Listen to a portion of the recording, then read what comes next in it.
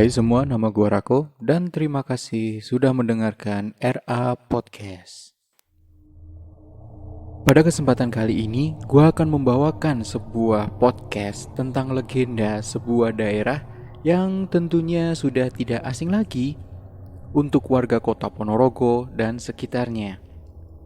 Untuk teman-teman yang tinggal di Ponorogo atau mungkin dari kota lain yang sudah tahu tentang tempat ini, apa yang kalian rasakan ketika mendengar nama Klampis Ireng?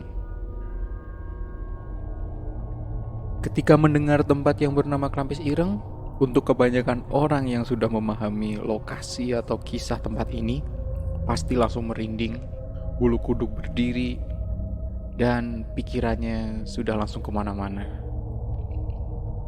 Salah satu tempat yang dianggap keramat oleh masyarakat Ponorogo ini terletak di Desa Gandukepuh. Namun, sebagian orang mengenalnya kalau Klampis Ireng terletak di Desa Sragi. Belum sampai pada lokasi yang dituju, namun aura mistis sudah sangat terasa memenuhi sekujur tubuh. Sebelum masuk pada area Klampis Ireng, ada dua patung semar berwarna hitam sebagai pintu gerbang masuk pada kawasan tersebut. Kenapa harus patung semar? Konon, menurut cerita bahwa Klampis Ireng memang merupakan tempat atau kerajaan bersemayamnya Kiai Semar. Masuk semakin dalam, ada jalan selebar 1 meter dengan panjang 15 meter menuju lokasi tengah. Di tengah ada sebuah gazebo berbentuk lingkaran serta ada sebuah tabung yang diyakini sebagai tempat bekas tumbuhnya pohon klampis. Tidak salah jika Klampis Ireng memang dijadikan atau dijuluki sebagai tempat paling angker dan wingit di Ponorogo. Tempatnya yang ada di tengah-tengah sawah, ditambah ada banyak pohon-pohon besar yang mengelilingi Klampis Ireng, semakin menambah aura mistis yang ada di sana.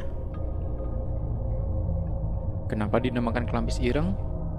Tentu karena zaman dahulu kala ada pohon klampis yang tumbuh di sana dan pohon itu berwarna hitam. By the way, dalam bahasa Jawa, ireng itu berarti hitam. Banyak cerita berkembang di masyarakat bahwa Klampis Ireng memang sebuah kerajaan gaib atau keraton gaib, di mana semua makhluk gaib, apapun bentuk dan rupanya, ada di sana dengan rajanya yang dikenal dengan sebutan Kiai Semar. Ini merupakan tempat berkumpulnya Kiai Semar dan Punokawan dalam tokoh perwayangan Jawa.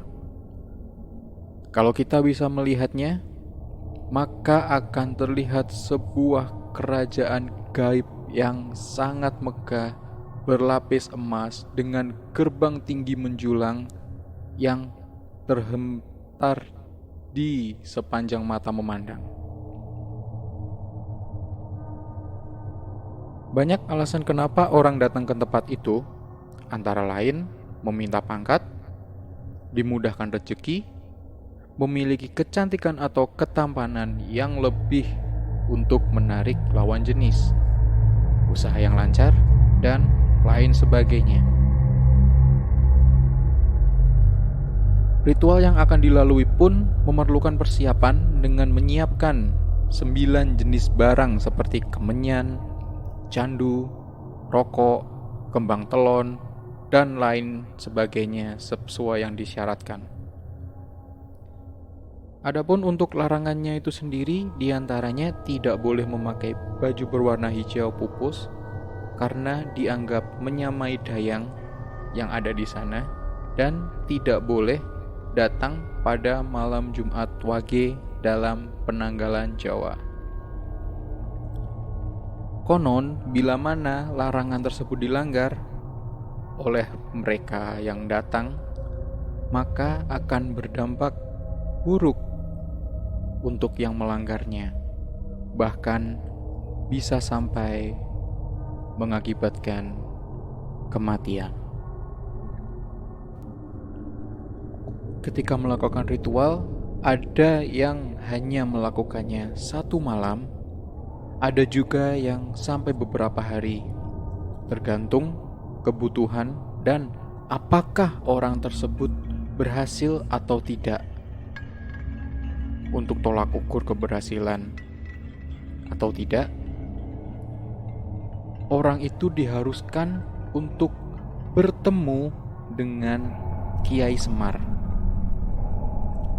Jika berhasil bertemu dengan Kiai Semar, maka dalam 1 hari pun ritual itu sudah terselesaikan.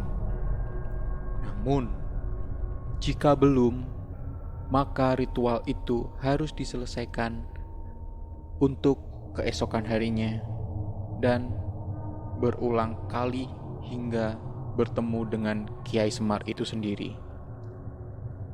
Bahkan menurut cerita yang ada di masyarakat sekitar, ada beberapa orang yang bahkan sampai berminggu-minggu belum ketemu juga.